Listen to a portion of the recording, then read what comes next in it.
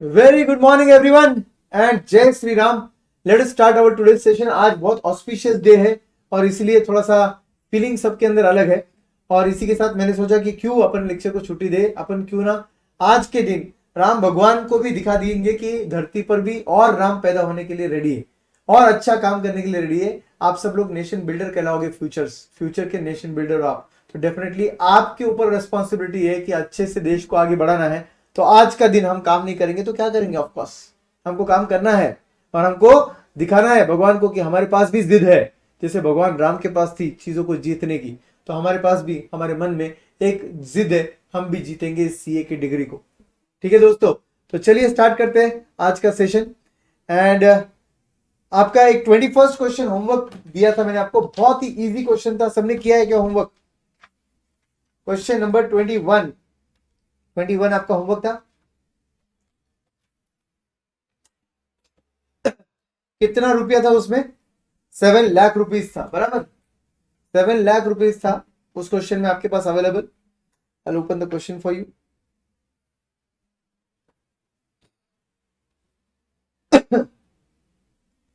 And ये projects जो थे ये डिविजिबल प्रोजेक्ट्स थे, तो इसका मतलब आपको यूज करना चाहिए PI ranking. PI ranking use करना चाहिए। Project X Y Z and W investments दिए थे, एनपीवीज दिए थे और पीआई दिए थे आपको। तो चलिए इस क्वेश्चन के आंसर की डिस्कशन कर लेते हैं एक बार। क्वेश्चन नंबर 21 क्या बोलता है? 21 क्वेश्चन,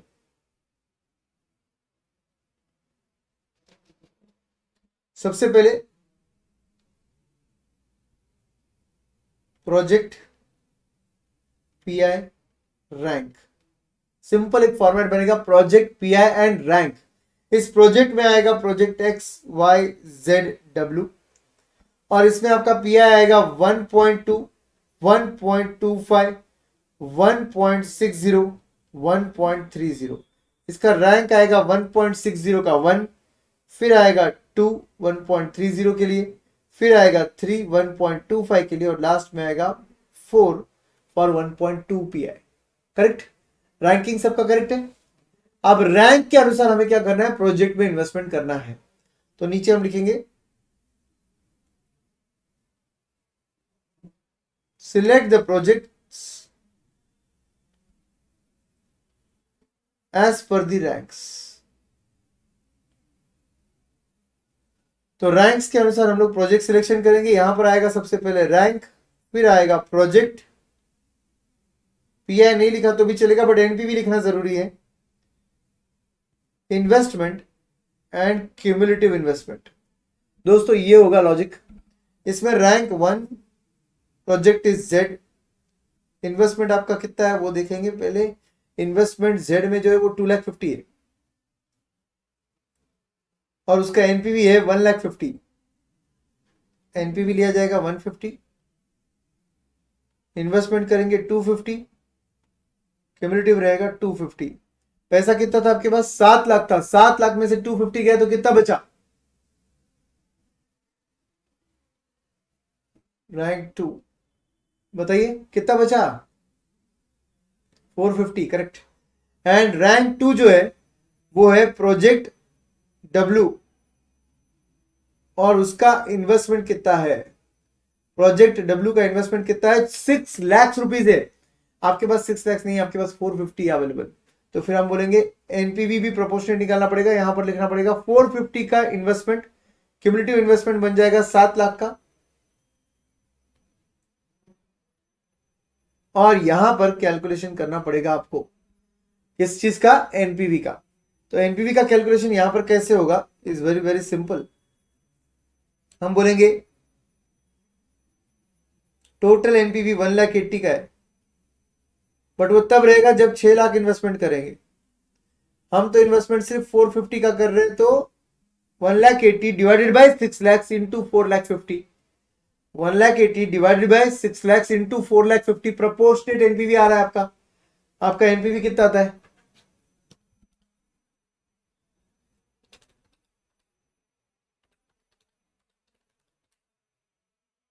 $1,35,000। इसी 1,35,000 को निकालने का एक और तरीका है और हम उसका पीआई लेंगे। उसका पीआई कितना था? डब्ल्यू का पीआई था 1.3 का। तो हम बोलेंगे 1.3 माइनस 1 इंटू हम कितना इन्वेस्टमेंट कर रहे हैं 450।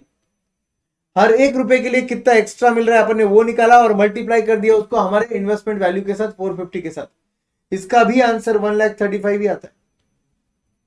सो whatever calculation you are comfortable with, आप वो कोई भी कैलकुलेशन कर सकते हो, कोई दिक्कत नहीं है। एंड यहां पर आ जाएगा 1,35,000।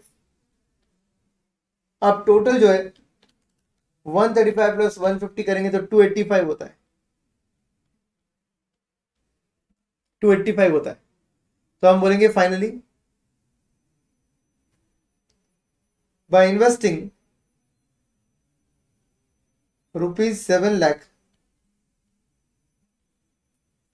in project Z&W,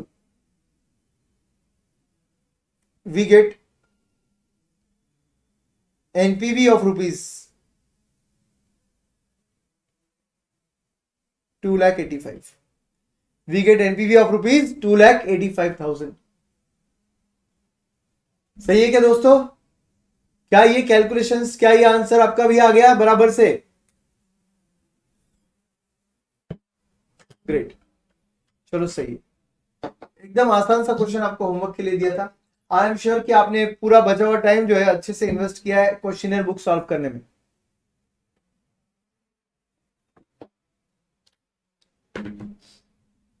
चलिए आज हम लोग क्या करने वाले, रिप्लेसमेंट पर कुछ क्वेश्चन कवर करने वाले।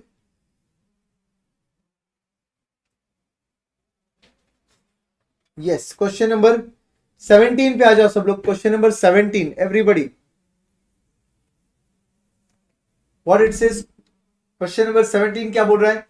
JKG Electronics is considering a proposal to replace one of its machine. In this connection, the following information is available. The existing machine was bought 3 years ago for ₹10 lakhs. It was depreciated at 25% per annum on reducing balance basis, मतलब WDV basis. Reducing balance basis मतलब WDV basis, return on value. It has remaining life of 5 years, but its maintenance cost is expected to increase by 50,000 per annum from 6th year of its installation. Its present realizable value is ₹6 lakh. तो यहां पर भाई कुछ जो जानकारी आपको दी है ना, उस जानकारी के बेसिस पर अपन क्या करने वाले, एक टाइम चार्ट ड्रॉ करने वाले, एक फ्लो ऑफ एक्टिविटी समझने वाले कि कौन से ईयर में क्या हो रहा है। ठीक है, तो एग्जिस्टिंग मशीन 3 साल पहले खरीदी गई थी 10 लाख में, उसका रिमेनिंग लाइफ अभी भी 5 साल बाकी है, मतलब टोटल लाइफ उसका 8 साल हो गया। तो यहां पर हम लोग क्वेश्चन नंबर 17 का एक्सप्लेनेशन लिख रहे हैं। पेज के सेंटर में आप एक बनाओगे टाइम चार्ट मेरे जैसे। कोई भी ईयर में हम कहां रहते हैं, कोई भी ईयर में हम कहां रहते हैं दोस्तों, कौन से ईयर में रहते हैं हम लोग? कोई भी क्वेश्चन में हम लोग कौन से ईयर में रहते हैं? करेक्ट, ईयर 0 में रहते हैं। तो यहां पर मैं लिख रहा हूं ईयर 0। मेरे साथ लिखते जाइए, कम ऑन। यहां पर -1, यहां पर -2 और यहां पर -3। -3 मतलब आज से 3 साल पहले। ओल्ड मशीन परचेज किया था, कितने में किया था? 10 लाख में। 10 लाख में परचेज किया था ओल्ड मशीन। ठीक है, रिमेनिंग लाइफ उसका 5 साल है बोले तो first year, second year, third year, fourth year and fifth year, ये 5 साल हो गए। रिमेनिंग लाइफ उस मशीन का 5 साल है, तो अगले 5 साल भी लिख दिया हमने। नाउ दे आर सेइंग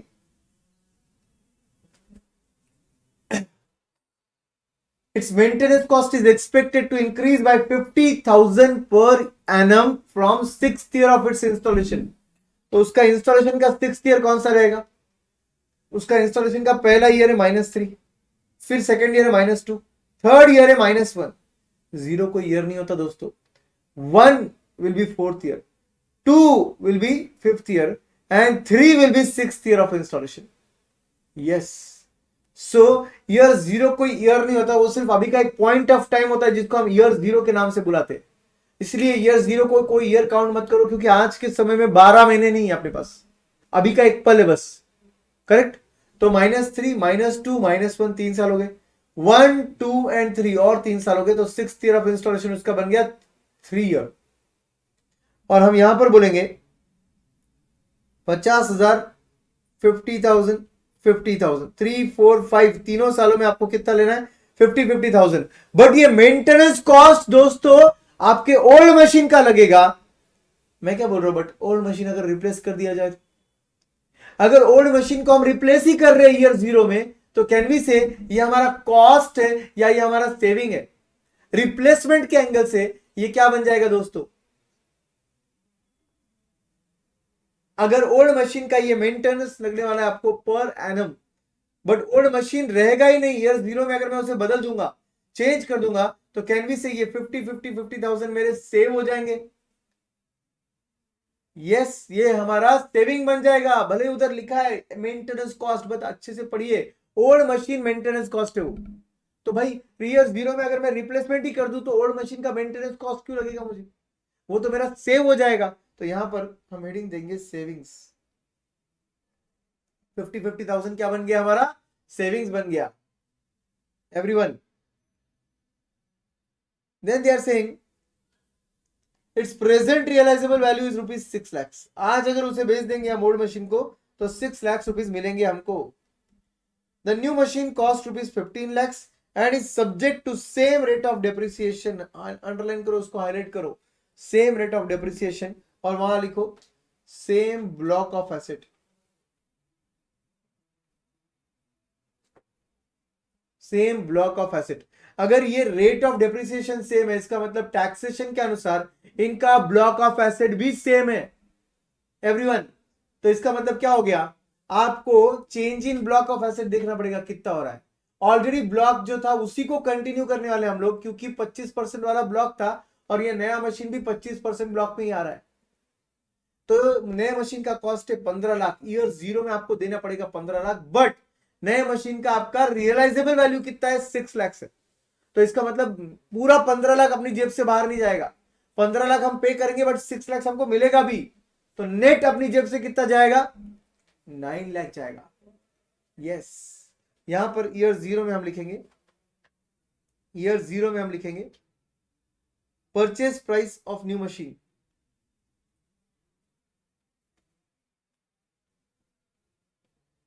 कितना? 9 lakh less sale value of old machine. Sale value of, sorry, purchase price कितने का है? 15 लाख का है, 15 lakh, sorry. Purchase price of new machine 15 lakh, sale value of old machine is 6 lakh. तो 9 लाख क्या बन गया मालूम है आपको? इंक्रीमेंटल आउटफ्लो जो आपकी जेब से जाने वाला है। याद रखिए, जब जब आप रिप्लेसमेंट करते हो, तब तब आपका कैश फ्लो जो है वो इंक्रीमेंटल इंक्रीमेंटल इंक्रीमेंटल निकालते हो।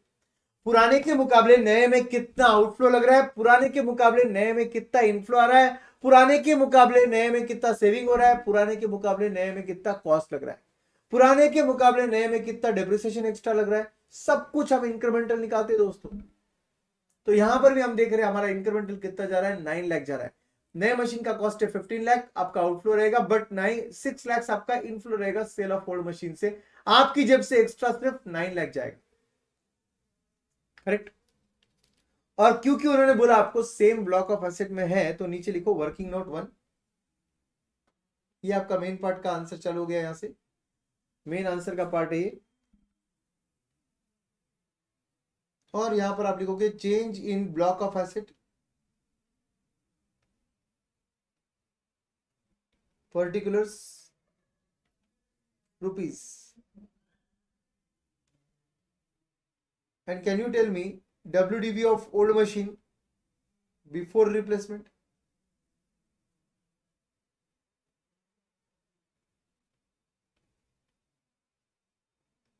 Can you all tell me what is the WDV of old machine before replacement?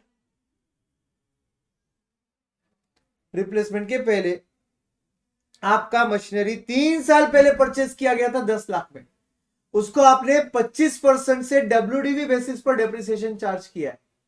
तो can you tell me today's value? Yes, very good. 421,875 कैसे आया सर ये?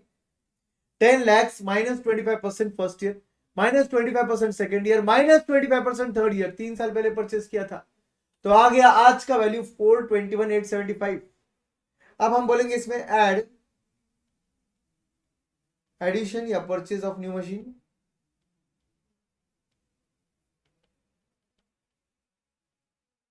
आपने ये जो मैं पढ़ा रहा हूं ये टैक्सेशन में पढ़ा है, पर मैं अज्यूम नहीं करता हूं कि आपको कुछ आ रहा है। अपन डायरेक्टली स्क्रैच से स्टार्ट कर रहे हैं, अपन देख रहे कैसे था ये पूरा का पूरा आपका section 32 block of asset concept है टैक्सेशन का। जब एक मशीन आप बेचते हो और दूसरा मशीन परचेस करते हो, दोनों का रेट ऑफ डेप्रिसिएशन सेम है, तो ब्लॉक सीज टू एग्जिस्ट नहीं होता। याद आ रहा है कुछ ऐसे वर्डिंग्स? टैक्सेशन में ऐसा वर्डिंग है, ब्लॉक सीज टू एग्जिस्ट, मतलब आपका ब्लॉक खत्म हो रहा है, बट यहां पर नहीं हो रहा है, क्योंकि यहां पर आप सेम ब्लॉक का दूसरा मशीन परचेस कर रहे हो। सो purchase of new machine will be, कितने का मशीन परचेस किया आपने? 15 lakhs, तो यहां पर सब टोटल आ जाएगा 19,21,875। लेस करो, डिलीशन, वो क्या होता है डिलीशन? क्या होता है? Sale of machine, sale of old machine, और वो कितने का है? 6 लाख। जितने में बेचा उतना पूरा ब्लॉक में से कम हो जाता है, तो 6 लाख चला गया। Therefore WDV of machine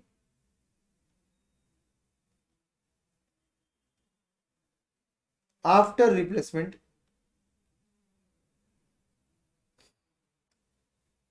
will be 1321,875, 1321,875।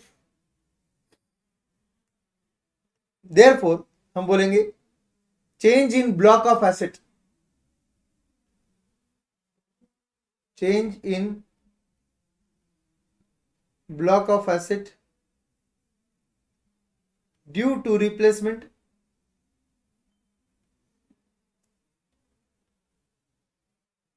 1321,875 minus पहला आपका ब्लॉक था 421,875, तो आपका ब्लॉक ऑफ एसेट चेंज कितने से हुआ है? 9 लाख से हुआ है। ध्यान से सुनो इस वर्किंग को। अगर आप रिप्लेसमेंट कर देते हो तो आपका डिप्रिसिएशन जो है वो 1321,875 पे आगे कंटिन्यू रहेगा 25% से, और अगर आप रिप्लेसमेंट नहीं भी करते हो ना तो भी आपको डिप्रिसिएशन मिलता था 25% से, बट किस पर मिलता था? 421,875 पर मिलता था। तो आपका डिसीजन रिप्लेसमेंट का आप कितना एक्स्ट्रा वैल्यू ऑफ एसेट ला रहा है? 9 लाख का एक्स्ट्रा वैल्यू ऑफ एसेट ला रहा है आपके लिए। If you replace the machine you will get depreciation on 1321,875. if you don't replace still you are going to get the depreciation on 421,875. इसका मतलब आपका इंक्रीमेंटल डेप्रिसिएशन किस पर लगेगा? 9 लाख पर लगेगा। करेक्ट?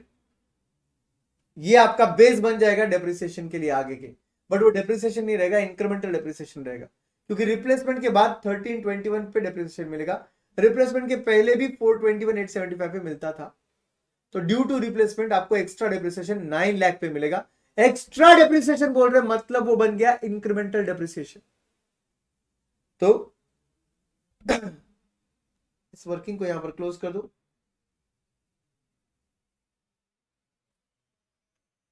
और क्वेश्चन आगे क्या बोलता है? On sale after 5 year it is expected to net ₹9 lakh. कितना नेट अमाउंट दे रहा है वो आपको? 9 लाख का। रिप्लेसमेंट कितने साल बाद रहेगा? 5 साल बाद। किस मशीन की बात कर रहे हैं? ओल्ड या न्यू? किस मशीन की ये लोग बात कर रहे हैं? ओल्ड मशीन या न्यू मशीन? बोलिए फटाफट फटाफट। एग्जैक्टली न्यू मशीन की बात कर रहे हैं। ये पैराग्राफ पूरा नए मशीन के बारे में भाई। यस, तो ये बोल रहे हैं on sale after 5 years it is expected to net ₹9 lakh, मतलब आपकी जेब में नेट कितना पैसा आएगा? 9 लाख आएगा। तो वो बन गया आपका टर्मिनल कैश फ्लो। यहां पर लिखेंगे 5th ईयर में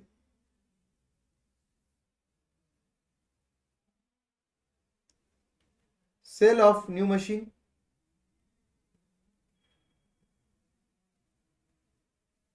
$9 lakhs, sale of new machine 9 lakhs। Old machine का कुछ सेल वैल्यू दिया नहीं है अपने को, इसलिए अपने को बोलना पड़ेगा वो जीरो ही है। तो पूरा का पूरा 9 लाख क्या बन जाएगा, इंक्रीमेंटल बन जाएगा। तो यहां पर अपन बोलेंगे minus cell of old machine 0, तो ये 9 लाख पूरा का पूरा इंक्रीमेंटल बन जाएगा। But sir sale of old machine क्यों किया सर, ओल्ड मशीन तो पहले ही बेच दिया सर ईयर 0 में। कुछ नहीं बेचा बेटा अपन ने, ना बेचा ना खरीदा, ये सब खरीदने और बेचने के पहले देख रहे हैं हम लोग क्या है। ये जो किया ना मैंने, ये इंक्रीमेंटल कैश फ्लो निकालने के लिए किया है। दो इस आंसर में इसका इंपैक्ट कुछ नहीं आएगा बिकॉज 0 है। बट जस्ट इमेजिन करो कि अगर ये क्वेश्चन में बोला रहता on sale after 5 years new machine will give you 1 lakh, अगर ऐसा दिया रहता था तो फिर ओल्ड मशीन से 1 लाख आता था, नए मशीन से 9 लाख आ रहा है, आप लेते थे 8 लाख। आप बोलते थे मेरे फैसले की वजह से कैश फ्लो कितने से चेंज हो रहा है, 8 लाख से चेंज हो रहा है। Are you japing? सबको समझा क्या? अगर इस क्वेश्चन में 1 लाख रुपया sale value of old machine दिया रहता था तो आप माइनस करते थे 1 लाख और यहां पे लेते थे 8 लाख। 1 लाख ऊपर माइनस होकर यहां पे 8 लाख ही आता था, बिकॉज अगर आप रिप्लेसमेंट नहीं भी करते तो भी 1 लाख मिलता, रिप्लेसमेंट कर रहे हो इसलिए 9 लाख मिल रहा है, इसका मतलब रिप्लेसमेंट की वजह से एक्स्ट्रा 8 लाख मिल रहा है। I hope you got it. तो इंक्रीमेंटल बनाने के लिए हमने क्या किया, इधर 9 लाख ले लिया माइनस 0 कर, ठीक है। तो रिप्लेसमेंट किया इसलिए 9 लाख मिला, नहीं भी करते तो भी 1 लाख आता, इसका मतलब रिप्लेसमेंट की वजह से कितना एक्स्ट्रा कैश फ्लो आया, 9 लाख का कैश फ्लो एक्स्ट्रा आया, ठीक है। Now they are saying with the new machine operating cost excluding depreciation are expected to decrease by 1 lakh per annum। तो ये क्या बोल रहे हैं, कॉस्ट डिक्रीज होने वाला है कितने से, 1 लाख पर एनम से। किस वजह से, नए मशीन की वजह से। उसका ऑपरेटिंग का कॉस्ट एक्सक्लूडिंग डेप्रिसिएशन मतलब कैश कॉस्ट कम है, कितना कम है, 1 लाख रुपीस कम है। तो क्या होगा दोस्तों इसका इंपैक्ट, इसका इंपैक्ट क्या होगा, with the new machine operating cost excluding depreciation are expected to decrease by 1 lakh per annum. आपका ये 1 लाख पर एनम बन जाएगा cash inflow due to new machine. यहां पर what I am going to take,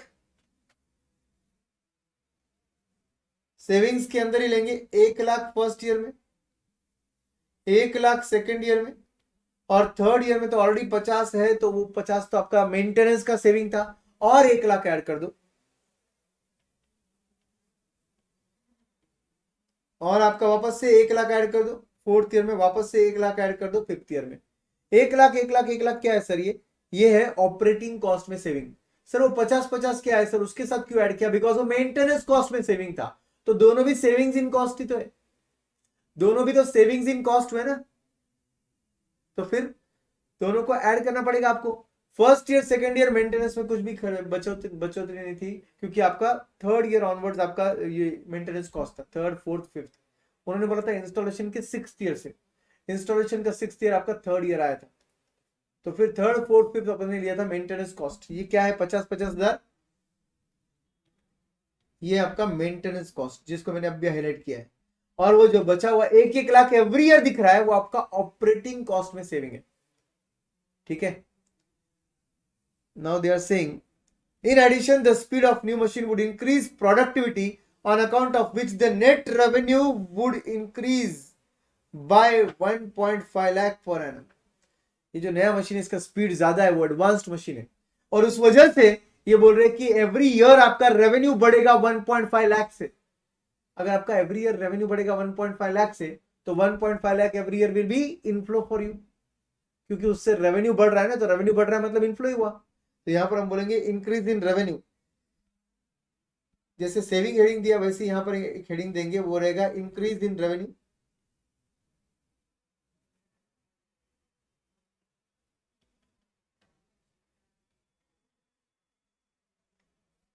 one year में 1.5 lakh, second year में 1.5 lakh, third year 1.5, fourth year 1.5, fifth year 1.5। अब आप बोलोगे कि इंक्रीज इन रेवेन्यू आपका इनफ्लो है कि आउटफ्लो है? इनफ्लो है सर। सेविंग्स क्या है? इनफ्लो है सर। अगर दोनों भी इनफ्लो इनफ्लो है तो दोनों के बीच में कौन सा साइन आना चाहिए? प्लस साइन आना चाहिए ना। तो दोनों के बीच में प्लस साइन डाल दो, तो हमारे year wise cash flow ready हो चुके हैं। इनफ्लो कितने हैं वगैरह सब दिख रहा है, आउटफ्लो का कोई आइटम खास दिया हुआ नहीं है। Next, what they are saying, the applicable tax rate is 35%, can we ignore depreciation? No, in fact WDV basis पे लेना है depreciation. The cost of capital is 10% और जिसके फैक्टर ये सब दे रखे 5 साल के, तो आपको जो फैक्टर उन्होंने दिए वही यूज करना है आपको, ठीक है। Is the proposal financially viable? Please advise the firm on the basis of MPV of the proposal. तो चलिए दोस्तों, आई थिंक इसको आप ट्राई कर सकते हो, एक बार ट्राई कीजिए और हम लोग आपका ये डिस्कशन जो है ये आपके ट्राई के बाद पूरा करेंगे, ठीक है।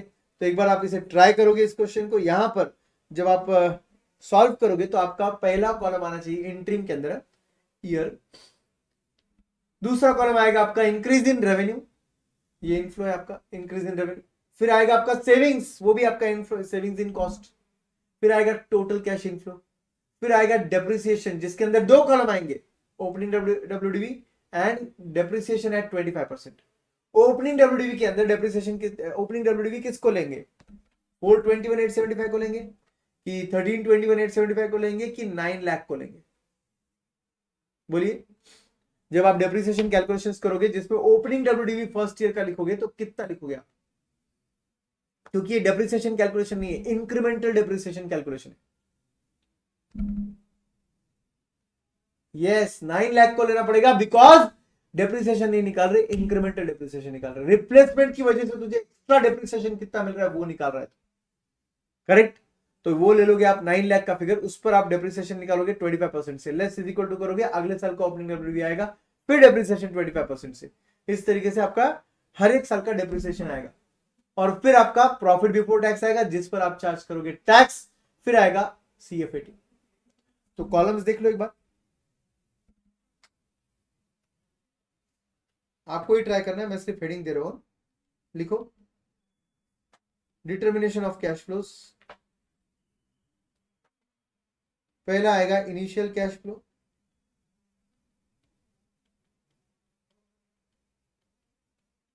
पर्टिकुलर्स रुपीज, और ऑब्वियसली यहां पर तो वही चीज आएगी जो अपन ने ऊपर लिखी है आपके इसमें समरी में, 15 लाख का आउटफ्लो, 6 लाख का इनफ्लो, नेट आउटफ्लो आपका 9 लाख का, ठीक है। वो चीज इधर लिखोगे आप। उसके बाद मेन वर्किंग समझा रहा हूं मैं आपको, सेकेंड वाला इंटरिम वाला, interim cash flow, your first column will be year, then you will take increase in revenue,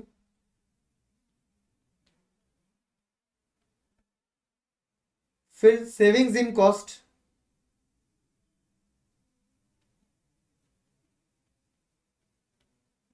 फिर आएगा total cash flow,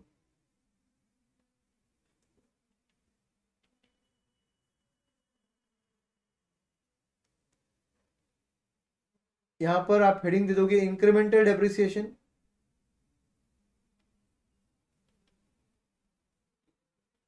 opening WDV depreciation at what rate? 25%।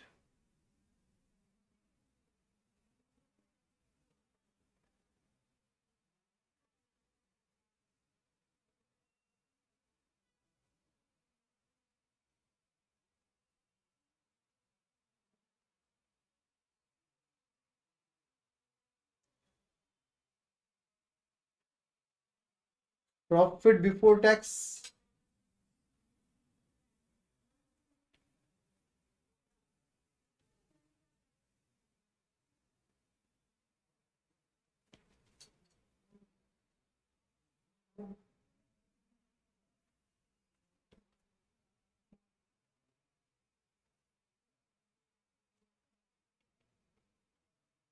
tax at the rate 35%, and last column will be CFAT. अगर आपके column बहुत ज्यादा लग रहे होंगे तो कोई बात नहीं, कोई बात नहीं, इन सबको आप रो बना दो, कोई बात नहीं, ठीक है। चलिए ट्राई कर लिए, इसके बेसिस पर ट्राई कर लीजिए। यस, ये पूरा वर्किंग आप ट्राई करोगे।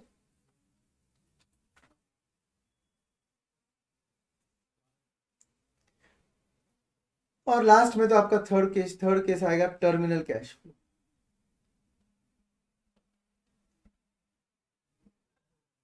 डन। तो चलिए दोस्तों, ये वर्किंग आप कंप्लीट कर लीजिए आपके बेसिस पर। मैं आपको टाइम दे रहा हूं इसको सॉल्व करने के लिए, ठीक है।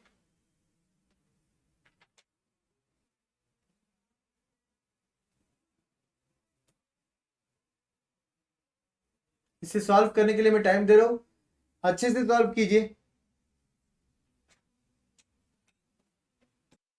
तो चलिए दोस्तों, आपका आंसर एक बार चेक कर लेते हैं।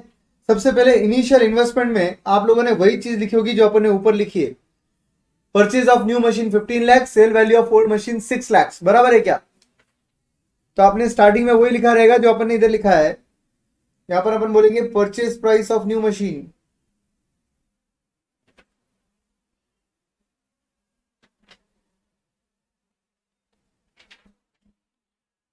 15 lakhs less sale value of old machine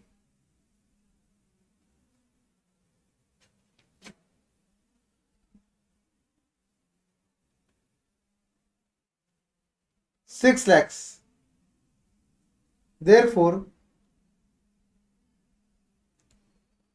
incremental initial cash flow बोलते हैं उसे। क्या बुलाते हैं? Incremental initial cash flow. I told you कि आपके कैश फ्लोज जो है वो इंक्रीमेंटल बनते हैं इधर। तो इंटरिम के केस में आपको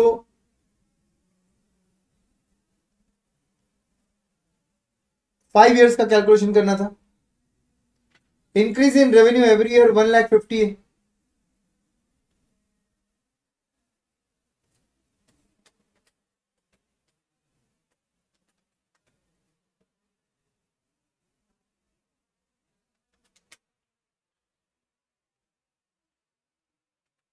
एंड सेविंग्स इन कॉस्ट आपका अगर टाइम चार्ट देखोगे आप अच्छे से, तो ये तो ले लिया अपन ने इंक्रीज इन रेवेन्यू। अब इसके अलावा savings in cost, first year 1 lakh, second year 1 lakh, third year, fourth year and fifth year 1,50,000 लेना है आपको।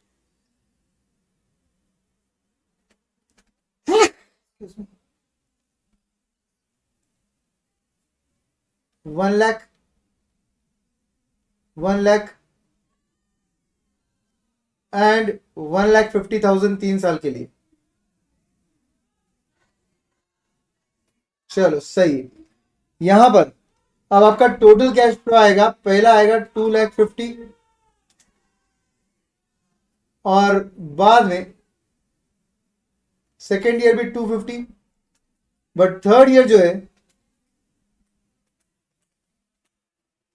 वो 3 लाख होगा और आगे वो कंटिन्यू रहेगा अगले 2 सालों के लिए। 3 लाख, 3 लाख, करेक्ट। आपके डेप्रिसिएशन जो है 0 ईयर में आपको लेना पड़ेगा 9 लाख रुपीस, मतलब फर्स्ट ईयर में बिगिनिंग 9 लाख रुपीस क्यों ले रहे सर? बिकॉज ये डेप्रिसिएशन नहीं है, ये इंक्रीमेंटल डेप्रिसिएशन है। आपको जो एक्स्ट्रा डेप्रिसिएशन मिल रहा है उसकी वैल्यू है ये। तो 9 लाख उस पर 25%, 2,25,000 less is equal to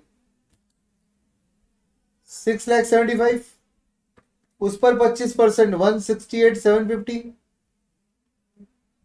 less is equal to 506,250, उस पर 25% comes to 126,563 less is equal to करोगे तो 3,79,687, उस पर 25% आएगा 94,922 लेस इज इक्वल टू करोगे 2,84,765 पर 25% कम्स टू 71191, 71191।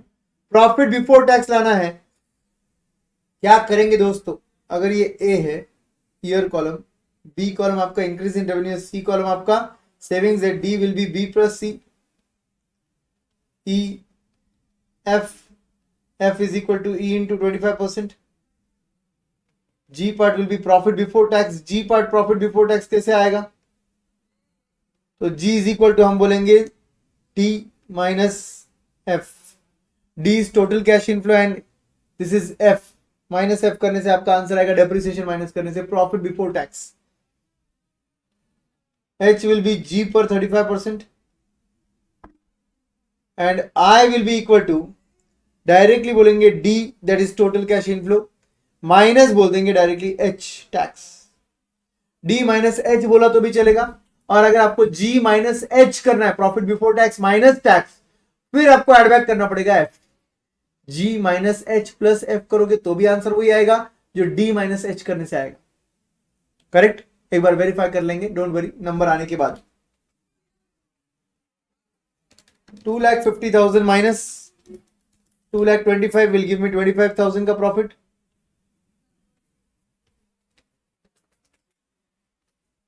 उस पर 35% 8750 का tax, and total cash inflow 2,50,000 में से अगर उसको माइनस कर देंगे तो 241,250 आपका CFAT आता है। 2,50,000 में से 168,750 लेस करेंगे, 81,250 का प्रॉफिट बिफोर टैक्स, उस पर 35% सॉरी 81,250 पर 35% कम्स टू 28,438 28,438 माइनस 2,50,000 मतलब 2,50,000 में से उसे निकालना है तो 221,562 3 लाख का टोटल कैश फ्लो माइनस करो डेप्रिसिएशन 126,563 173,437 प्रॉफिट बिफोर टैक्स पे 35% टैक्स 60703 ये आपका टैक्स का अमाउंट है। 3 लाख में से टैक्स का अमाउंट माइनस कर दो तो 2,39,297 आपका आंसर आता है। फिर 3 लाख में से माइनस किया depreciation 94922, profit before tax is 205078, उस पर 35% कम्स टू 71777। 3 लाख में से टैक्स माइनस करेंगे तो 228,223 आता है। लास्ट कैलकुलेशन 3 लाख माइनस 71191 228,809, इस पर 35% टैक्स कम्स टू 80083, और अगर आप 3 लाख में से उससे माइनस कर दोगे तो 2,19,917। सही है क्या दोस्तों?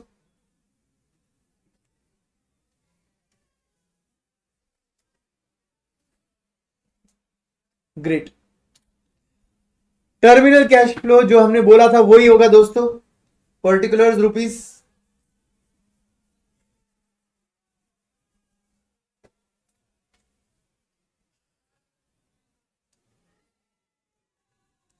एंड यहां पर आएगा sale value of new machine, sale value of new machine 9 lakhs and minus किया जाएगा scrap value of old machine 0।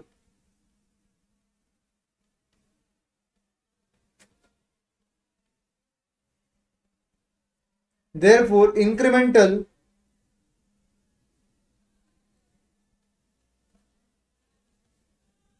terminal cash flow will come to 9 lakh rupees.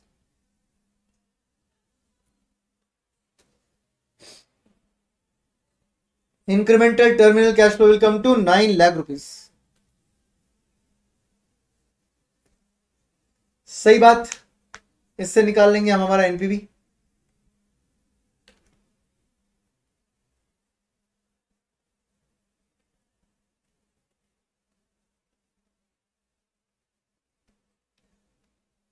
Statement of incremental NPV.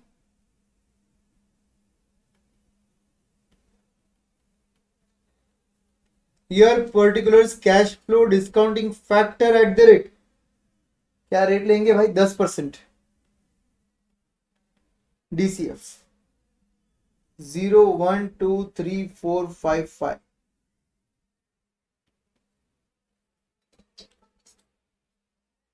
Initial cash flow, interim cash flow,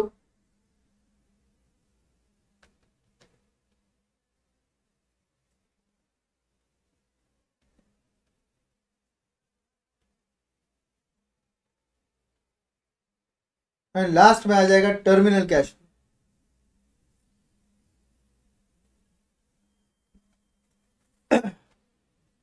initial is 9 lakh,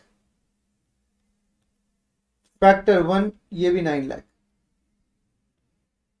terminal भी 9 लाख है मगर inflow है, और last year का factor है 0.620। Factors भी लिख सकते हैं हम लोग। First year 909, second year 826, third year 751, next year 6830 and last में आ जाता है आपका 620। सही है क्या दोस्तों? बोलिए, आंसर आ रहे हैं क्या आपके?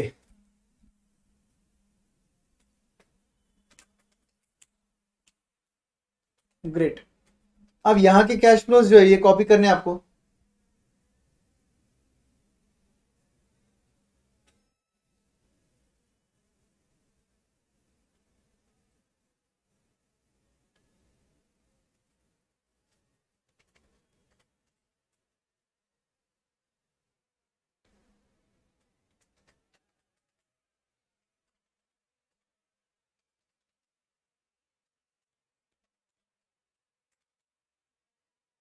और फिर एक बार ये आ गया,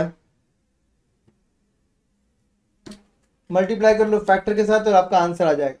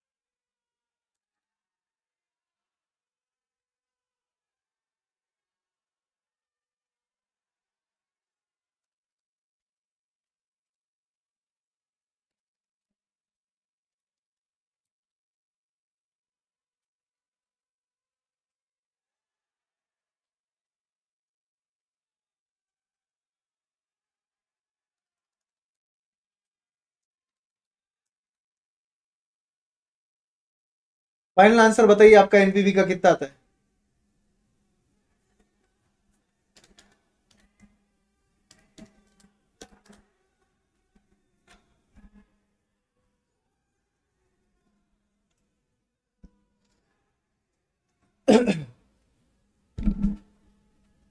कितना आया आपका फाइनल आंसर?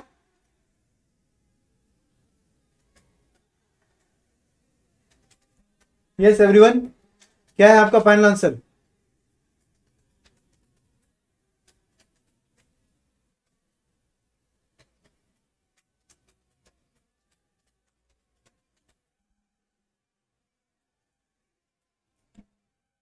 ₹5,00,000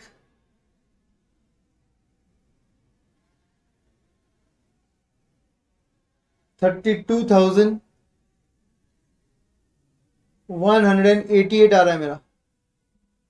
243 आया। अच्छा,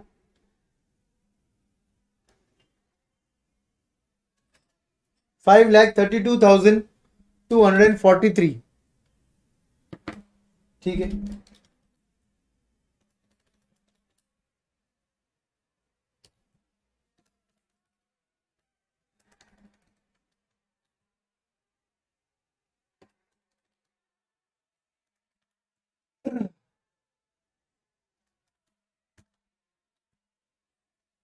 यस, यहाँ पर मैंने गलत लिखा है, 179,712 है ये, बराबर, थर्ड ईयर का।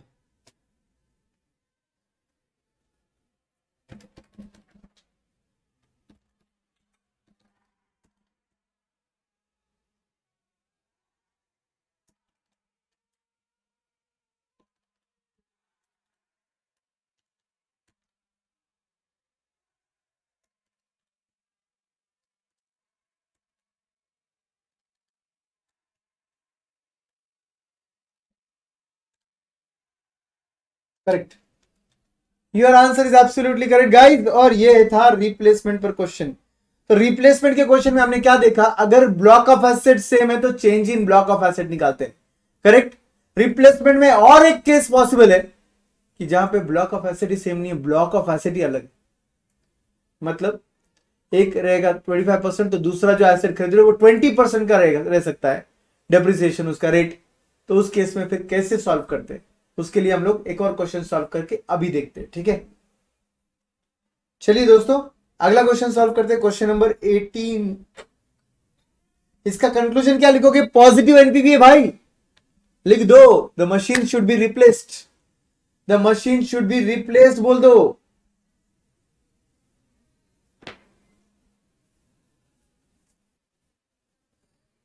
मशीन शुड बी रिप्लेस्ड बता दो, चलो जल्दी जल्दी बोल दो, machine should be replaced.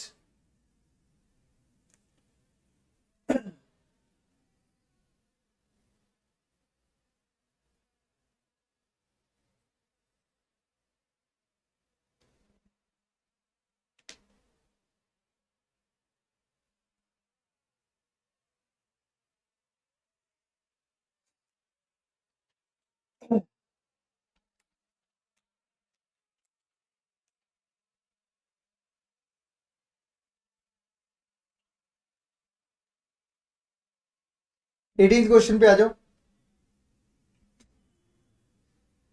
And 18th question बोल रहा है,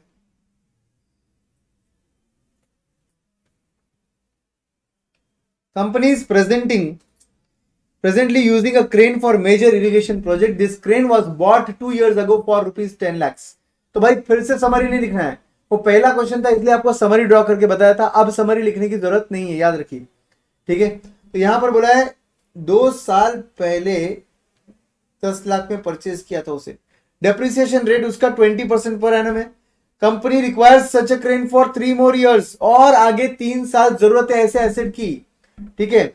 an improved version of this crane is available now for 42.5 lakh. इसका एक इंप्रूव्ड वर्जन अवेलेबल है 42.5 लाख में। तो कंपनी सोच रही है अगले 3 साल अगर जरूरत है तो क्यों ना वो इंप्रूव्ड वर्जन खरीदा जाए। Determine the cash flows associated with the replacement of the existing crane by the improved crane given the following information. Salvage value of the existing crane is equal to its book value बोल रहे, क्या बोल रहे, equal to its book value। चलो इसका मतलब book value निकालना पड़ेगा, कैलसी लो, 10 लाख माइनस करो 20%, माइनस करो 20%, कितना आएगा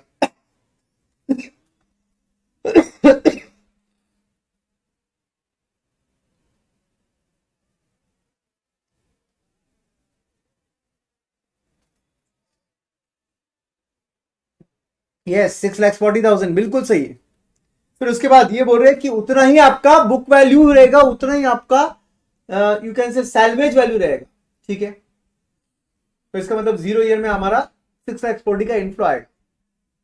द इंप्रूव्ड क्रेन, अच्छा वो इंप्रूव्ड क्रेन ऊपर नया वाला कितने में खरीद रहे, नया वाला इंप्रूव्ड क्रेन खरीद रहे हम लोग 42,50,000 में, माइनस कर दो उसमें से ये 6,40,000, तो आपकी जेब से नेट आउटफ्लो 0 ईयर में कितना जाएगा दोस्तों, फटाफट फटाफट, यस 36,10,000, बिल्कुल सही जवाब। Now they are saying the improved crane can be sold after 3 years for rupees 12 lakhs. Existing crane if used for 3 years will have nil salvage value. क्या बोला समझा, इंप्रूव्ड क्रेन को 3 साल बाद आप बेच सकते हो 12 लाख में, ठीक है। तो एग्जिस्टिंग को भी बेच सकते होंगे ना, ये बोले क्लियरली एग्जिस्टिंग अगर 3 साल और यूज किया तो भाई कोई वैल्यू नहीं बचेगा उसका। तो इसका मतलब कैन वी से इंक्रीमेंटल पूरा 12 लाख लेना पड़ेगा आपको टर्मिनल ईयर में। Then they are saying annual savings in operating expenses with the improved crane will be 3 lakhs। annual saving कितना रहेगा, 3 लाख रहेगा improved crane के साथ। एंड इन्होंने बोला depreciation for rate for the improved crane will be 33 1/3% as per WDV. आपका improved crane का rate रहेगा 33 1/3, जबकि आपका एग्जिस्टिंग रेट था 20%। Effective tax rate of the company is 50%, इसका मतलब डेप्रिसिएशन इग्नोर नहीं किया जा सकता। Should the company replace the old crane, assume cost of capital 10%, cost of capital जो है वो 10% लेना है आपको। और ये लोग बोल रहे ignore capital gain tax. Capital gain tax क्यों इग्नोर करने बोला उन्होंने? जब ब्लॉक सीज टू एग्जिस्ट हो जाएगा तो आपको शॉर्ट टर्म कैपिटल गेन लगेगा। डेप्रिशिएबल एसेट बेच रहे हो आप, सेक्शन 50C इनकम टैक्स का बोलता है शॉर्ट टर्म कैपिटल गेन लगेगा। ये बोल रहे उस शॉर्ट टर्म कैपिटल गेन को इग्नोर करो, राइट? तो चलिए दोस्तों इसको सॉल्व करते हैं। सबसे पहले एक बात समझिए कि आपके पास इंटरिम में क्या कैश फ्लो है। तो बस वो एनुअल सेविंग 3 लाख का जो है ना वही आपका कैश फ्लो है। और उसके अलावा दूसरा अगर आपको कोई आइटम लेना है तो वो रहेगा डेप्रिसिएशन। तो एक्चुअली करना चाहिए था सेविंग्स माइनस करना चाहिए डेप्रिसिएशन, फिर आएगा प्रॉफिट बिफोर टैक्स जिस पर आप चार्ज करोगे टैक्स, फिर आएगा प्रॉफिट आफ्टर टैक्स, फिर वो जो सेविंग्स था उसका ये जो डेप्रिसिएशन था उसका रिवर्सल करेंगे। बट दिक्कत है इधर, आपका जो सेविंग है वो 3 लाख है सिर्फ, जबकि आपका डेप्रिसिएशन 42,50,000 पर 33 1/3% है। भाई बहुत बड़ा डेप्रिसिएशन का फिगर आएगा। डेप्रिसिएशन इतना बड़ा आएगा कि 3 लाख से भी ज्यादा आएगा। इंक्रीमेंटल वाला बोल रहा हूं मैं। तो उसकी वजह से कैन वी से सेविंग्स माइनस डेप्रिसिएशन करेंगे तो लॉस आएगा, और लॉस पर फिर टैक्स नहीं आता, टैक्स शील्ड आएगा, फिर इनफ्लो आउटफ्लो में पूरे गड़बड़ हो जाएगा अपना।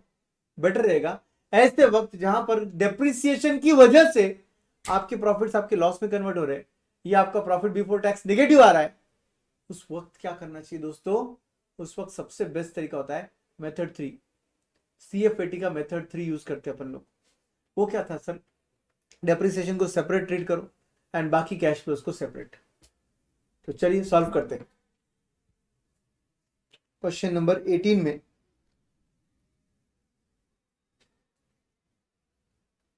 Determination of cash flows,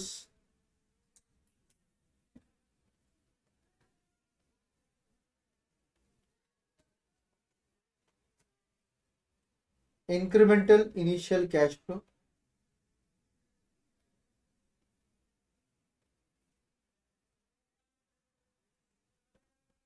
particulars rupees in lakhs,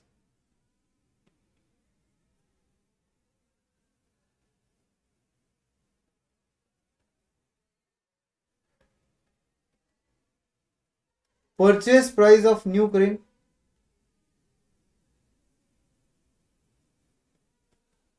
$42.50 minus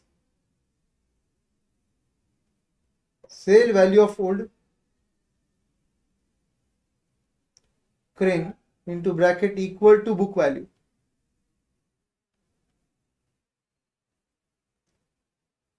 कितना आया था? 6,40,000। Therefore, incremental initial cash flow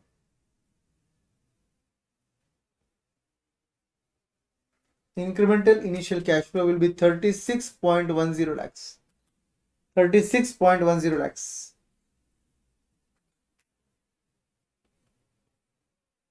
Second will be interim cash flow.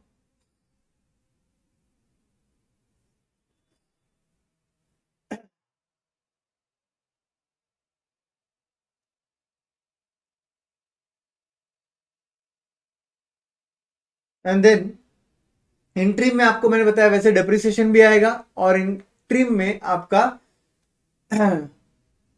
Savings भी आएगा। सेविंग्स सिर्फ 3 लाख का है, डेप्रिसिएशन बड़ा अमाउंट है। हम फॉलो कर रहे हैं CFAT का मेथड 3। वहां पर लिखो annual savings due to new crane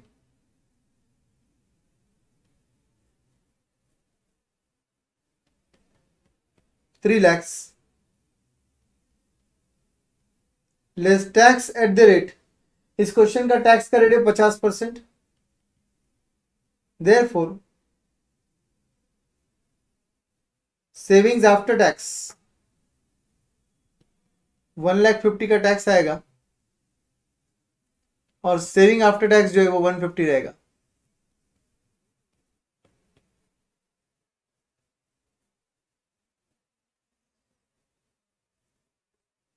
नीचे लिखेंगे calculation of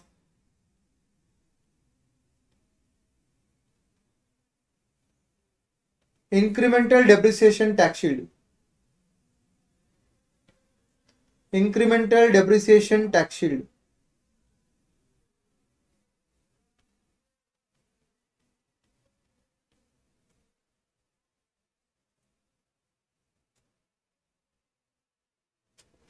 year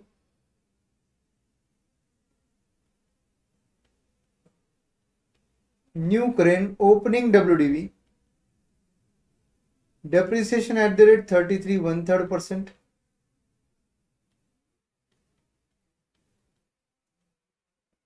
old crane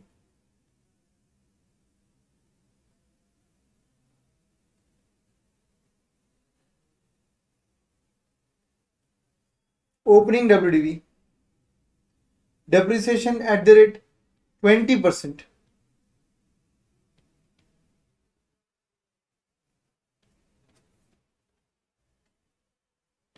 incremental depreciation, and lastly tax shield। Incremental depreciation और लास्ट में ले लिया टैक्स शील्ड।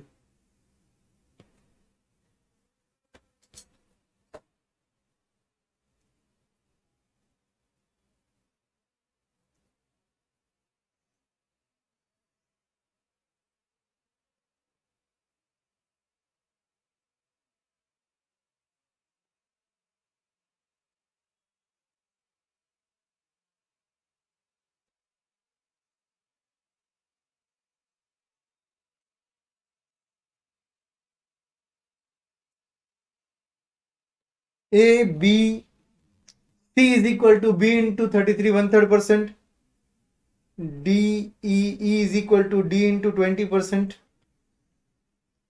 F क्या होना चाहिए और G क्या होना चाहिए बता दो।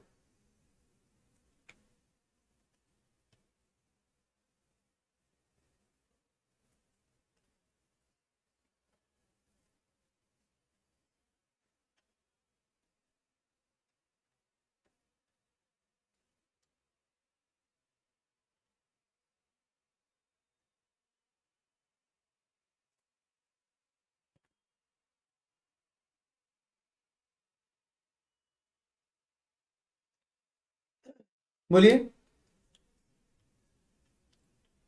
F will be old new crane का C डेप्रिसिएशन और ओल्ड क्रेन का E depreciation, C minus E, और G जो रहेगा G टैक्स शील्ड वो रहेगा F पर 50%, F पर 50%। तो क्या कर रहे हैं हम लोग, एक्स्ट्रा डेप्रिसिएशन जो आ रहा है उस पर ले रहे टैक्स शील्ड, एक्स्ट्रा डेप्रिसिएशन पर ले रहे tax shield. Opening WDV new crane का कितना लिया जाएगा 42,50,000 और ओल्ड क्रेन का कितना लिया जाएगा 6,40,000।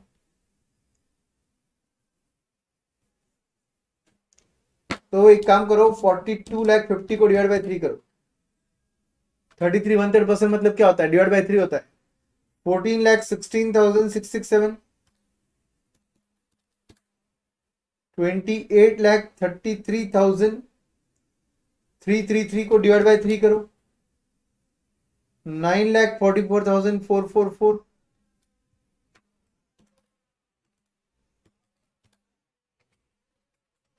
18,88,889 डिवाइड बाय 3 करेंगे तो 6,29,630 बोलना पड़ेगा। सही है, ठीक है। अब यहां पर जय श्री राम बोलने के लिए पहुंचे Vinod Reddy sir. Vinod Reddy sir please आइए सर, स्क्रीन पे आइए सर एक बार सर प्लीज। विनोद सर क्या दिख रहे आज। So everyone, glad to introduce you, this person needs no introduction. मैं बहुत छोटा आदमी हूँ इनके बारे में बोलने के लिए। तो Vinod Reddy sir is here. Vinod sir जय श्री राम बोल दो सर, आपके लिए, बच्चों के लिए आप बोलो। ये देखो, ये पढ़ोगे तो आपको समझेगा। वाह, विनोद सर ने लिटरली जय श्री राम। जय Shri Ram. Thank you sir, thank you. बच्चे ही बोल रहे सर जय श्री राम सर। तो भाई जबरदस्त। यहाँ पर देखिए ओल्ड क्रेन जो है 6,40,000 जो था ना उस पर 20% ले रहे हैं आप। 1,28,000 का आपका डेप्रिसिएशन ओल्ड क्रेन का है, राइट। और लेस इज इक्वल टू करोगे तो यहां पर आएगा 5,12,000, उस पर 20% कम्स टू 1,02,400। 4,09,600 उस पर 20% करेंगे तो 81,920। तो ये आ गए दोस्तों आपके डेप्रिसिएशन के नंबर्स ओल्ड क्रेन पे। अगर ओल्ड क्रेन अगले 3 साल चलता तो ये डेप्रिसिएशन मिलता। नया क्रेन खरीद लोगे तो ऑब्वियसली सी वाले कॉलम में जो डेप्रिसिएशन है वो मिलेंगे। तो आप देख रहे हो कि नए के और ओल्ड की कंपैरिजन में नया कितना एक्स्ट्रा डेप्रिसिएशन दे रहा है। So it will be 14,16,667 minus 1,28,000, 12,88,667। तो गाइस कैन वी से हमारे पीएनएल में एक्स्ट्रा डेबिट ये अमाउंट का होगा। सब लोग ध्यान दो इधर, 12,88,667 का एक्स्ट्रा डेबिट होगा आपका पीएनएल में। इसका मतलब आपका पीएनएल का प्रॉफिट इतने अमाउंट से डिक्रीज हो जाएगा और उस पर मिलेगा आपको 50% टैक्स शील्ड। मतलब इस अमाउंट का 50% विल बी 6,44,334 का डेप्रिसिएशन पर का tax shield. That will be your cash inflow. क्यों सर कैश इनफ्लो क्यों? Because it's a tax shield, it is savings in tax, इसलिए वो इनफ्लो है आपका। Next case 944,444 minus 1,02,400,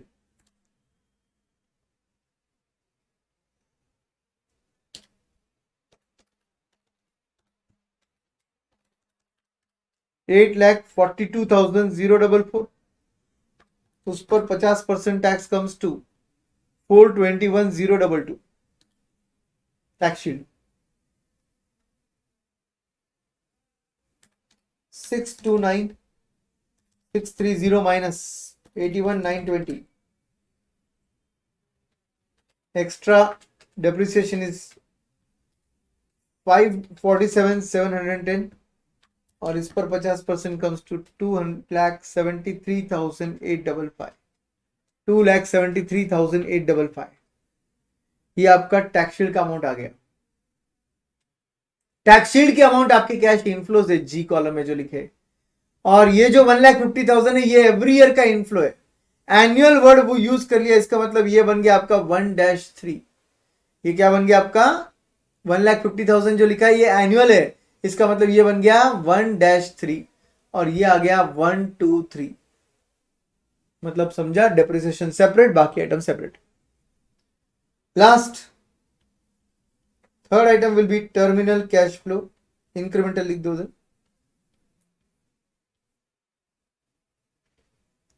incremental terminal cash flow particulars rupees.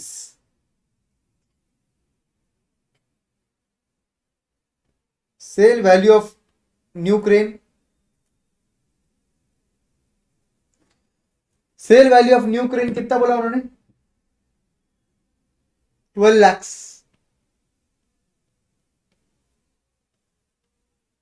Minus scrap value of old crane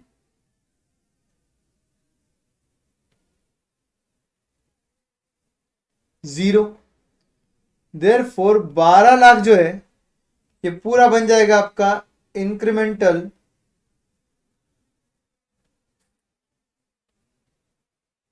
terminal cash flow.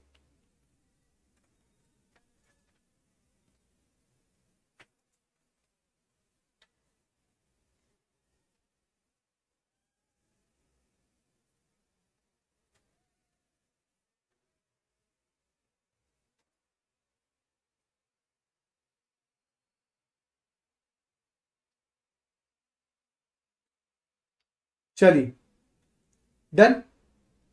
अब आप इसके basis पर निकालोगे statement of incremental NPV.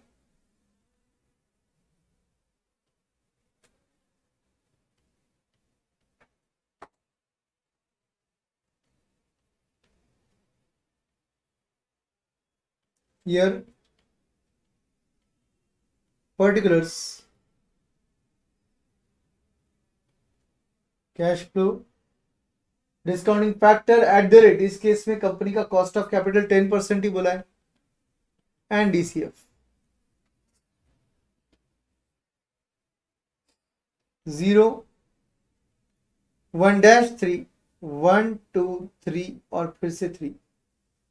समझ में आया कुछ? Initial cash flow, annual savings, after tax लिख दो,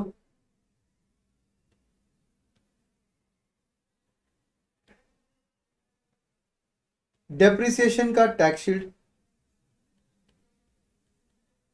1 2 और 3 के लिए अलग आएगा,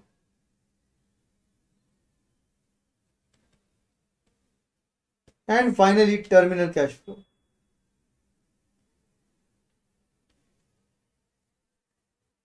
जीरो ईयर का आउटफ्लो आपका 36,10,000 तक है,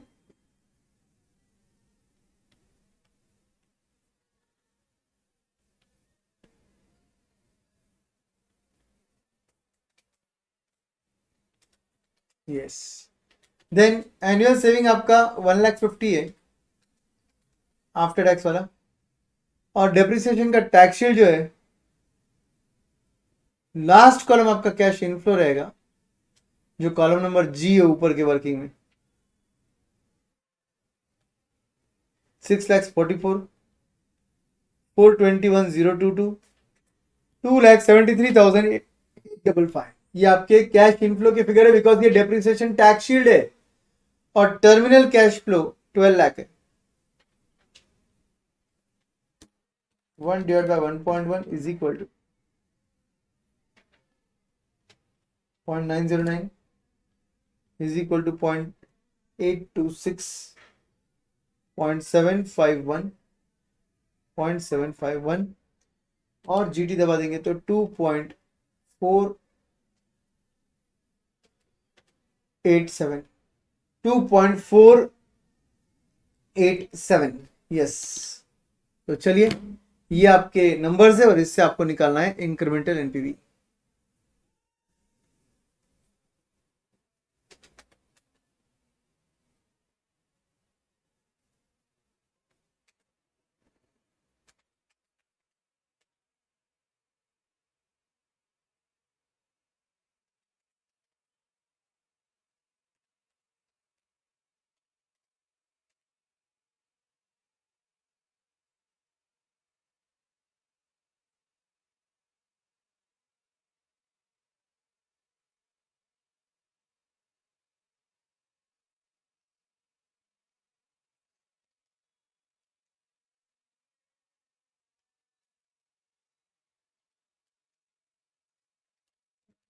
one lakh 50 into 2.487, 373 050 memory plus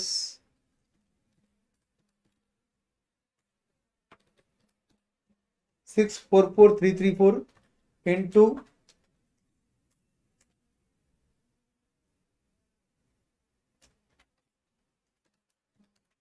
0.909,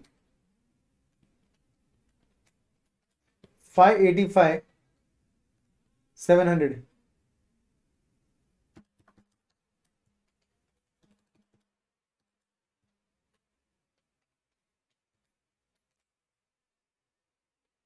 three 47764,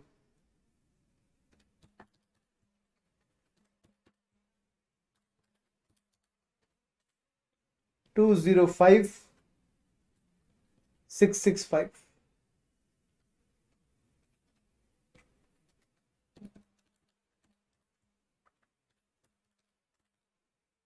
9,01,200।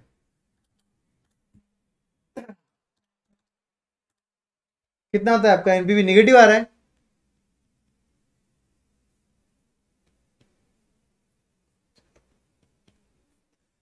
$11,69,000 नहीं है, 96,000 है, 96,621।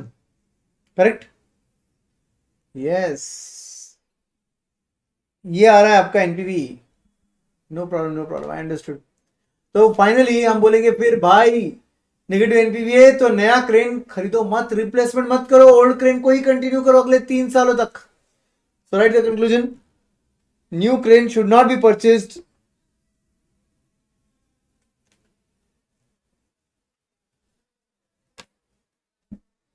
since incremental NPV is negative.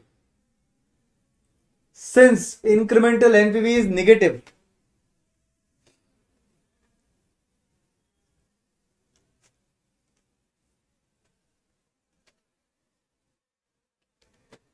तो ये था दोस्तों आपका रिप्लेसमेंट पर क्वेश्चन। क्वेश्चनियर डिस्कशन के वक्त आप देखोगे, क्वेश्चनियर डिस्कशन में मैंने क्वेश्चन डाला है अलग, वो है रिप्लेसमेंट के टाइमिंग पर, वो है रिप्लेसमेंट के टाइमिंग पर। ठीक है, तो क्वेश्चनियर डिस्कशन जरूर कंप्लीट करना, क्वेश्चनियर पहले खुद से सॉल्व करना, फिर डिस्कशन को जरूर देखना, आपका बहुत बहुत बहुत बहुत फायदा होगा एग्जाम में। और अगर आप वो नहीं कर रहे हो तो उतना ही बहुत बहुत बहुत बहुत नुकसान भी हो सकता है। इसलिए प्लीज क्वेश्चनियर सॉल्व करो, it's a part of your course. Okay, उसमें MTP, RTP, study material, past examination सब कवर किया।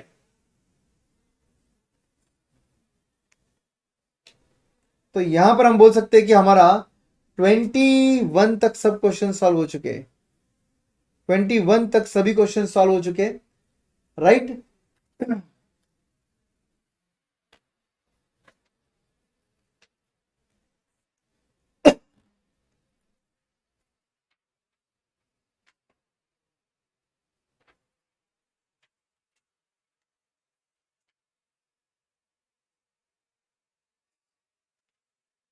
Question number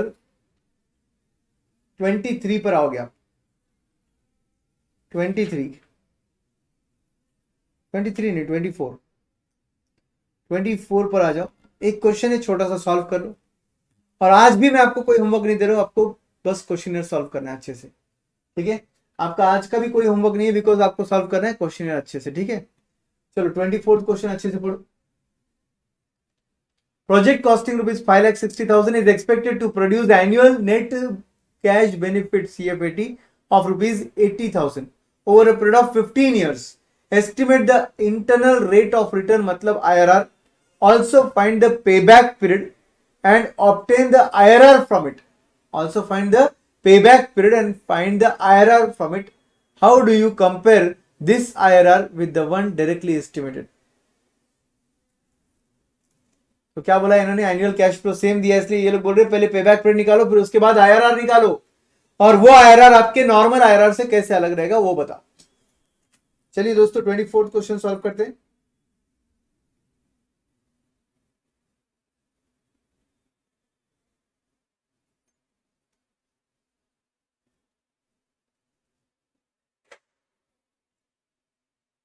Payback period is equal to, guys, you have to use the formula, initial investment divided by annual cash flow. Your initial investment is 5,60,000. Your annual cash flow after tax is 80,000. Divide this, you'll get your answer.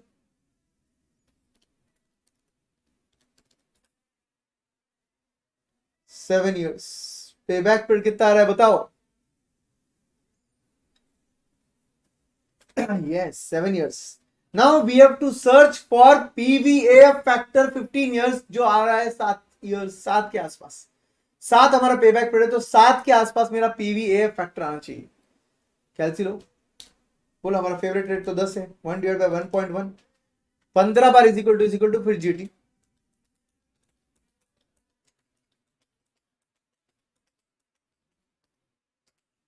ये तो 7.60 आ रहा है, 6060, 11% पर जाओ, 1 divide by 1.1,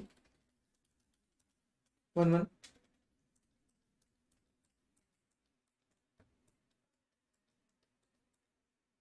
कितना आ रहा है? 7.19, लिख लो कहीं पर।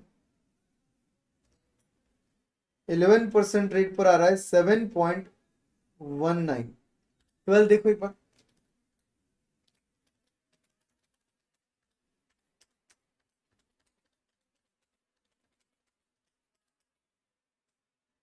ओ ये देखो ये कितना आ रहा है 6.81। 6.81 आ रहा है। तो हम क्या बोलेंगे, लिखो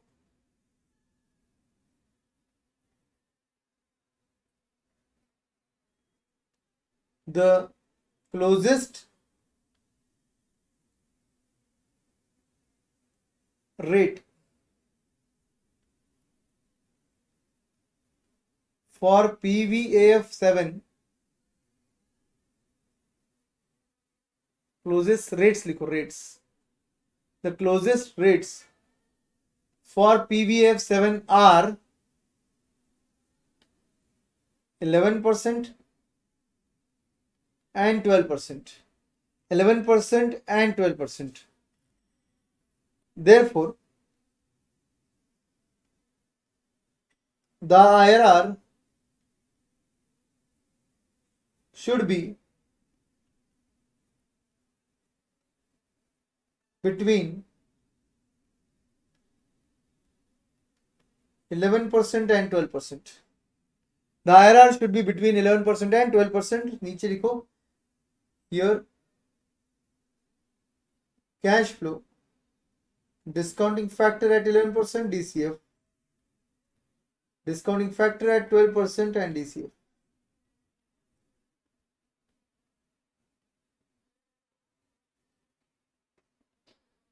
आपका आउटफ्लो है 5,60,000,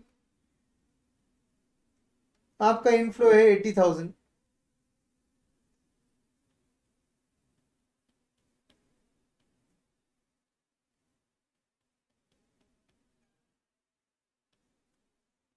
वन डिवाइडेड बाय 1.11, अच्छा निकाला ना ऑलरेडी अपन। 11% से अपना रेट है 7.19, 12% से अपना रेट है 6.81। 7.19 इंटू 80,000, 575, 200 माइनस करो 5,60,000, 15,200 एनपीवी। सरप्लस बुलाते अपन इसको। 6.81 into 80,000,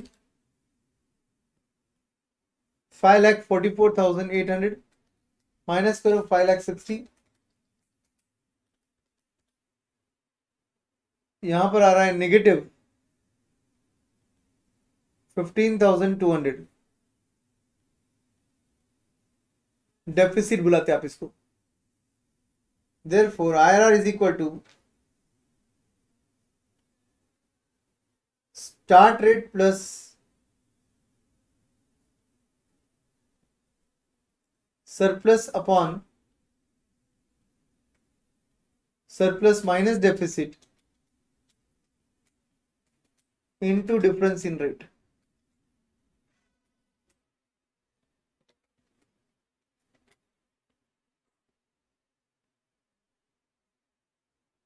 %11 plus 15,200 divided by 15,200 minus will become plus, and यहाँ पर भी 15,200 है।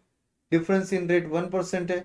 Obvious answer will be 11.50% without solving. कैसे आप बोल सकते हैं सर विदाउट सॉल्विंग? बिकॉज जितना सरप्लस था उतना ही डेफिसिट है, तो एग्जैक्ट बीच में आएगा ना फिर रेट। तो इधर नेगेटिव साइड जितना है उतना ही पॉजिटिव साइड है, इसका मतलब एग्जैक्ट बीच में आपका रेट है 11.5% IRR। तो हम क्या बोलेंगे दोस्तों, इन्होंने पूछा आपको how do you compare this IRR with the one directly instituted. तो आपका ट्रेडिशनली जो IRR निकलता है वो इसके साथ कंपैरिजन कैसे करोगे आप? तो ऑब्वियसली ट्रेडिशनली जो हम IRR निकालेंगे इंटरपोलेशन से, उसमें डिफरेंस इन रेट्स हो सकते बड़े, तो ऑटोमेटिकली गैप बड़ा हो जाएगा स्टार्ट रेट और एंड रेट का, तो आंसर अप्रोक्स आएगा। यहां पर गैप जो है 1% का ही गैप है, तो ऑब्वियसली यहां का आंसर ज्यादा एक्यूरेट है। वहां पर लिखो by normal method of interpolation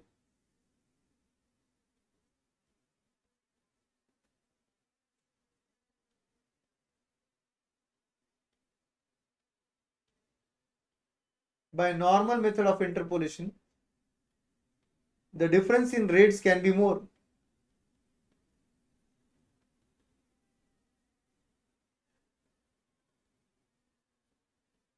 The difference in rates can be more, thereby leading to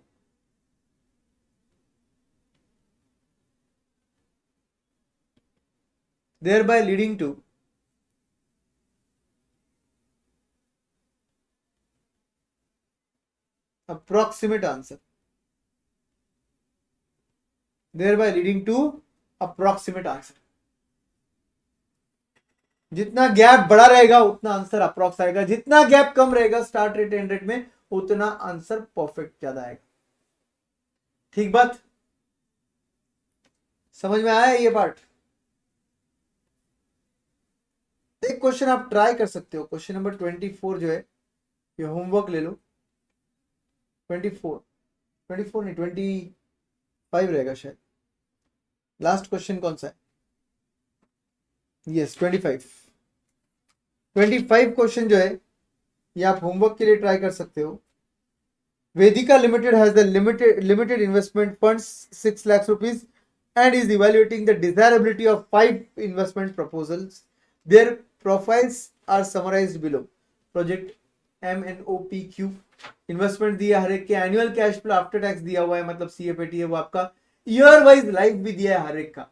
project M and Q are mutually exclusive, मतलब आप M और Q को साथ में नहीं ले सकते, या तो N को लो फिर बाकी Q को मत लो, या तो Q को लो फिर N को मत लेना।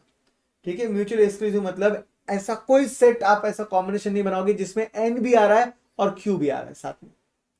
Then they are saying the cost of fund is 10%, मतलब आपका डिस्काउंटिंग फैक्टर जिसके अंदर इन्होंने 10% से आपको अलग अलग ईयर्स का फैक्टर दे रखा है। अलग अलग ईयर्स का क्यों दिया है? क्योंकि इन सभी का लाइफ देखो अलग अलग है, तो हर एक लाइफ के लिए इन्होंने क्या किया, आपको पीवीएफ फैक्टर दिया हुआ है और बोला है find out the feasible combination of projects and rank them on the basis of NPV. तो आपको क्या करना है, एनपीवी के बेसिस पर इन प्रोजेक्ट्स का रैंकिंग करना है और बताना है कि कौन से कॉम्बिनेशन ऑफ फंड्स आप सिलेक्ट कर सकते हो, इन्वेस्टमेंट सिलेक्ट कर सकते हो। तो सबसे पहले MNOPQ हर एक के लिए आप एनपीवी निकालोगे। एनपीवी निकालने के लिए आप इस इनफ्लो, गिवन इनफ्लो को इन फैक्टर से मल्टीप्लाई कर प्रेजेंट वैल्यू पे लाओगे और उसको आप आउटफ्लो में से माइनस करोगे, आपका हर एक का एनपीवी आ जाएगा। लास्ट कॉलम में आप रैंक कर देना। एनपीवी निकालने के लिए फिर से एक बार दोहरा रो में annual cash flow after tax को मल्टीप्लाई बाय फैक्टर कर लो, प्रेजेंट वैल्यू आ जाएगा, माइनस करो इन्वेस्टमेंट, आपका एनपीवी आ जाएगा। जैसे ही एनपीवी आएगा बाजू में आप रैंकिंग कर लो। रैंकिंग करने के बाद आप क्या करोगे, आप कॉम्बिनेशन ऑफ प्रोजेक्ट्स बनाओगे जिसमें आपका इन्वेस्टमेंट अधिकतर यूटिलाइज होना चाहिए 6 लाख और एनपीवी हाईएस्ट आना चाहिए। तो डिफरेंट कॉम्बिनेशन सिलेक्ट करो। जब कॉम्बिनेशन सिलेक्ट करोगे तो first column will be combination, second column will be investment, third column will be NPV. Okay, और उसके बेसिस पर आप देखोगे कि किस में आपका हाईएस्ट एनपीवी आ रहा है और फिर लास्ट में आप एक और कॉलम बना सकते हो rank as per NPV, rank as per NPV. ठीक है, तो आपको हर एक का पहले एनपीवी निकालना है, हर एक का इंडिविजुअल रैंक रेडी करना है, या तो रैंक रेडी नहीं भी किया तो आप कॉम्बिनेशन तो बना नहीं वाले हो, हर एक का एनपीवी निकाल लो, कॉम्बिनेशन बना लो MNO वगैरह व्हाटएवर। बट याद रखना N और Q साथ में नहीं आएंगे। आई रिपीट, N और Q साथ में नहीं आएंगे, दे आर म्यूचुअली एक्सक्लूसिव। ठीक है, तो MN आ सकता है क्या सर? P आ सकता है क्या? बिल्कुल आ सकता है। अगर Q ले लिया तो MOQP कुछ भी आ सकता है। आप इतना याद रखिए आपके पास 6 लाख रुपए, तो उसके हिसाब से आपको कॉम्बिनेशन बनाने, तो कॉम्बिनेशन अलग अलग बन सकते। आप हर एक कॉम्बिनेशन के सामने इन्वेस्टमेंट रखोगे, उसका एनपीवी रखोगे और उसका रैंक बताओगे मुझे। जिस कॉम्बिनेशन का एनपीवी सबसे ज्यादा है उसका रैंक सबसे बेहतर आएगा। Try this question as your home exercise question, and tomorrow definitely we are going to finish off this topic. We are left with how many questions? Hardly 1 or 2. 3 questions. 3 questions बचे दोस्तों homework के question को गिनकर। तो बस ये कर लेंगे और इसके तुरंत बाद हम स्टार्ट करेंगे कल वर्किंग कैपिटल मैनेजमेंट। और वर्किंग कैपिटल मैनेजमेंट के साथ साथ I'll give you a very brief idea about the theory part, that is chapter number 6, types of financing. तो चलिए दोस्तों, कल हम नया टॉपिक स्टार्ट कर रहे हैं। आज हमारा ये टॉपिक, मतलब नेक्स्ट लेक्चर में हमारा ये टॉपिक खत्म हो जाएगा। ठीक है, and I hope you are enjoying the batch. Do solve your FM questionnaire book properly for your more score in financial management. I wish to Lord कि भाई आपका स्कोर एकदम जबरदस्त हो और आप जल्द से जल्द मुझे सीए फाइनल में मेरे एएफएम के बैच में मिलो. ठीक है. Jay Shri Ram. See you. Bye bye tomorrow. Bye.